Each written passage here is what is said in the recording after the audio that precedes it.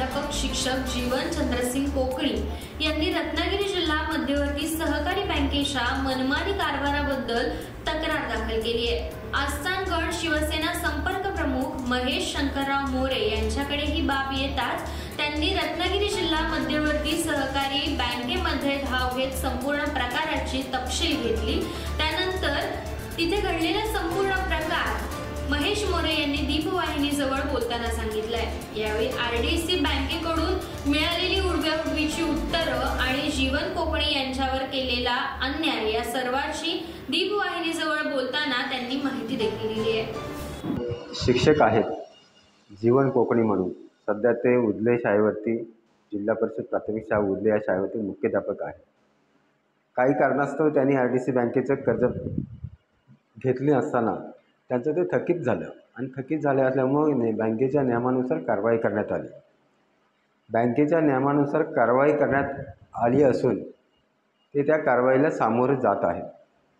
परंतु सन्माननीय त्या बँकेचे उपाध्यक्ष बाबाजीराव जाधव यांच्यासमवेत मी स्वतः जीवन कोकणी सर यांनी बैठकीमध्ये चर्चा करून त्यांचा पगार जो बँक ऑफ महाराष्ट्रामध्ये होता, बँक ऑफ इंडियामध्ये होता, तो सदर पगार तो आरडीसी बँकेमध्ये करण्यात आला। चर्चा केल्यानंतर पगार पूर्ववत झाल्यानंतर त्यांचे जे इतर बँकेचे अकाउंट बंद केलेले आहेत ते खुले करण्यात येईल असं त्या चर्चेमध्ये सांगितलं गेलं। परंतु हे जे त्या बँकेचे निकम म्हणून सुनील निकम म्हणून जे मॅनेजर आहेत ते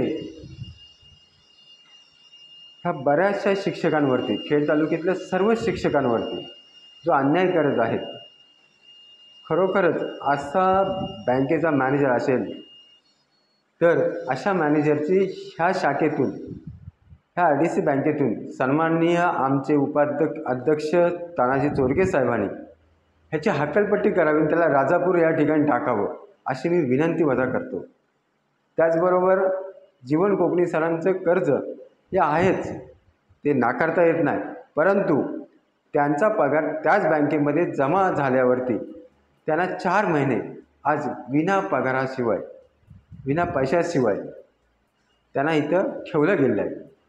आज त्यांची मुलं, दोन्ही मुलं पुणे इथं शिक्षणासाठी असल्याकारणाने त्यांची खूप खराब परिस्थिती झाली आहे।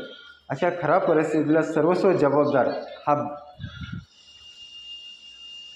बँकेचा मॅनेजर सुनील निकम हाच आहे। उद्या जर त्यांच्या पत्नीने किंवा मुलाने कोणत्याही प्रकारचा किंवा त्यांनी कोणत्याही प्रकारची नुकसान केल्यास त्याला सर्वस्व जबाबदार हा सुनील निकम असेल, एवढंच मी आज सांगतो। आणि येत्या 3 तारखेला यावर कोणतेही निकालात मुद्दा न निघाल्यास येत्या 3 तारखेला मी तहसीलदार कार्यालयासमोर उपोषणाला बसणार।